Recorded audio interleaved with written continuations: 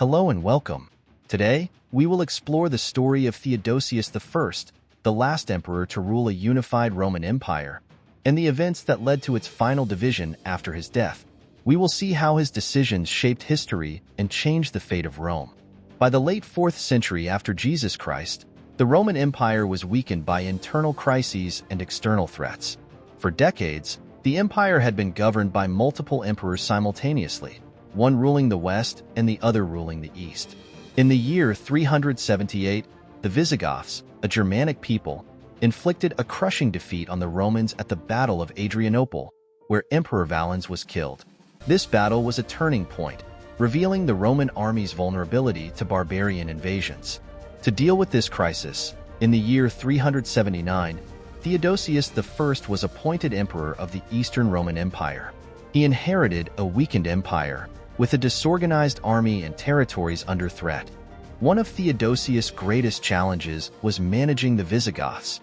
Instead of attempting to annihilate them by force, he chose negotiation. In the year 382, he signed a treaty granting them land in exchange for their loyalty to the empire. As a result, they became military allies of Rome, serving within the imperial army.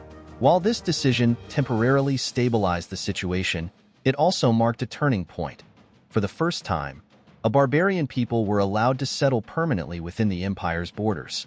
This would create problems in the following decades. Theodosius the First is also known for his role in religious history. In the year 380, he issued the Edict of Thessalonica, which made Christianity the official religion of the empire. He progressively banned pagan practices and declared Nicene Christianity as the only state-sanctioned faith.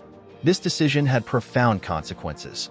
Christianity became the dominant religion in Europe, and many pagan temples were abandoned or converted into churches. Theodosius also strengthened the church's political power, making it central to imperial governance. Theodosius the First died in the year 395 after Jesus Christ. Before his death, he divided the empire between his two sons. Arcadius received the Eastern Roman Empire, with Constantinople as its capital, while Honorius inherited the Western Roman Empire, ruling from Milan and later Ravenna. Unlike previous temporary divisions, this one became permanent. The Eastern Roman Empire, stronger and more prosperous, survived for over 1,000 years under the name Byzantine Empire. The Western Roman Empire, however, weakened under constant barbarian pressure and eventually collapsed in the year 476. Theodosius the First was a key figure in Roman history. He was the last emperor to rule a unified empire, stabilized the Visigothic threat, and made Christianity the official religion of Rome.